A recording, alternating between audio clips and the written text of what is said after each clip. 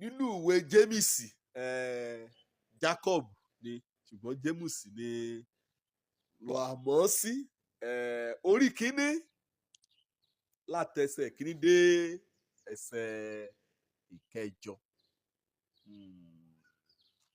Ṣùgbọ́n nínú ẹsẹ̀ ìkẹjọ ni Bíbélì wí olíyèméjì ọ̀nìyàn ibẹ̀ lọ àkórí tó ní pẹ̀lú ti jẹ jáde. Olíyèméjì ọ̀nìyàn ọkàn kan lọ ní o ṣùgbọ́n wọ́n yóò yà á sọ̀nà méjì kó gbàgbọ́ nínú èyí kó dẹ̀ gbàgbọ́ nínú èyí kó líyèméjì kó lùgbẹ́kẹ̀lé méjì látinú Jacob Jémìsì orí kínní ni ẹsẹ̀ kínní Bíbélì bẹ̀rẹ̀ sí sọ nípa kété àyídáyidà ògbàgbọ́ nínú ayé ọlẹ́ ìgbàgbọ́ ìkété ọ̀nì ṣuṣẹ́ sùúrù ó túmọ̀ sí pé kété òun kẹ̀ ṣẹlẹ̀ láyìíká rẹ kọ́ ní sùúrù kọ́ bá wọ̀dẹ̀ là ń kọjá pé yóò ní òrírí kan mọ́yán lórí wọ́gán yóò mú ṣe àkàwé ke ẹ̀rọ àmúrìn ṣùgbọ́n nínú rẹ̀ sí kọ́ ìka dúró ṣinṣin nínú òpọ́njúra ni ìka dúró láàrin yẹsẹ̀ ìka gbàgbọ́ ìka mọ́ra dá ká máa yà rán ìṣòro ìka béèrè pẹ̀lú àdúrà ọ̀ẹ̀dẹ̀ sọ débì kan ikọ̀ bá kú ọgbọ́n nínú ìwọ̀n kò yí akáàní kọ́ mọ̀nà kọ́ ayé á sí ikọ̀ bá kú ọgbọ́n kú ọ́nìkọ́ni ike béèrè pẹ̀lú ìgbàgbọ́ ike mo béèrè pẹ̀lú iyèméjì torí nítorí olíyèméjì ọ̀nìyàn yéé dúró déédéé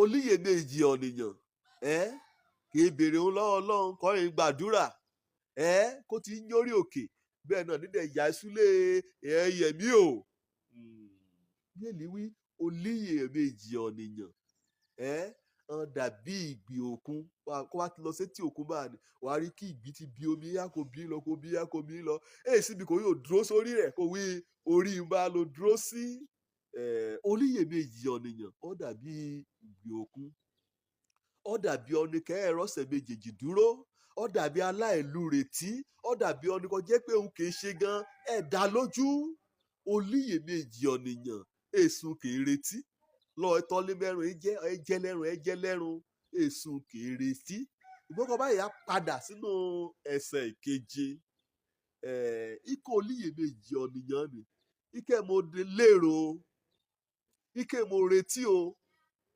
ike mo ṣùgbára múra sílẹ̀ bẹ́ẹ̀ ni pé wọ́n á rí nǹkan ṣoṣo gbà lé Ọlọ́run mọ̀ rẹ̀ parí bá a ni ó túmọ̀ sí pé ọ̀nì kò lékun méjì olólíyèméjì kọ̀wé á ṣẹlẹ̀ sílẹ̀ yìí rẹ̀ yìí á jòfó Ọlọ́run mọ̀jọ́ jòfó Joshua lè ké sí àwọn ọmọ Ísírẹ́lì kẹtẹ̀ máyé sílẹ̀ ike ṣe yìí kì í dúró ní agbede méjì ikọ́ bá jẹ́ Ọlọ́run ikọ́ bá jẹ́ pé òun nìyàn wí Ọlọ́run ike sìn ikọ́ bá dẹ̀ ṣe Báálì nífẹ̀ẹ́ mórí abalẹ̀ akò ike kúkú yan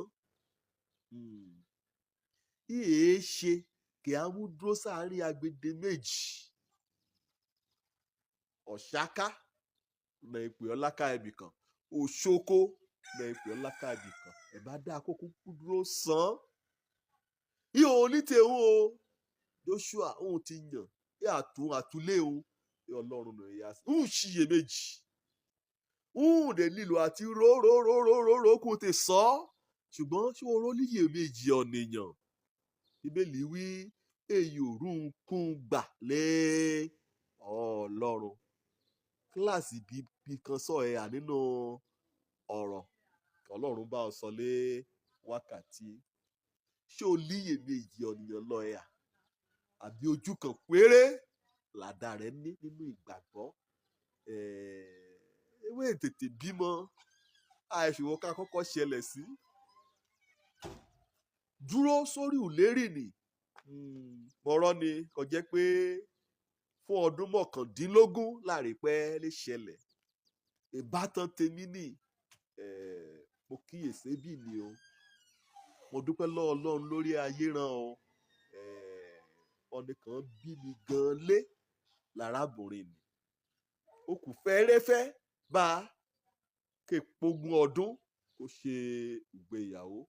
Ìránṣẹ́ Ọlọ́run náà lọ́kọ rẹ̀. Ọjà kò dúró hàn ṣiyèméjì. Wẹ́ẹ̀kan rí lójú rán ṣùgbọ́n gbàkọ́ Ọlọ́run á rí ṣe bá o. Ọmọ làǹtìlanti Ọlọ́run mú kọ́. Kí èyí ṣòro tẹ̀rẹ̀. Kí òun kò gbé ká. Kì í ráyé wí sọnà sì bá kó tí a kú lè yìí ṣe bá. Ọlọ́run ti lórí òtẹ́ bó ṣiyèméjì. Gbàgbọ́ méjì pé kó bá gbàgbọ́ ohun kété òun ní ṣíṣe pẹ̀lú Ọlọ́run. Fagilé iyèméjì nínú ayé rẹ lágbára Ọlọ́run Olódùmarè. Ẹ̀yà náà àdè àbá ọ̀jẹ̀rí. Òjó lórúkọ mi ọmọ àbálábí tán èsùn ké Ọlọ́run Olódùmarè èsùn ké yóò ṣe. Mo wí bàrẹ̀ rẹ̀ kan sí èsùn kọ Ọlọ́run ké yóò ṣe kó bá ti lé ìgbàgbọ́ nínú rẹ̀. Ire o.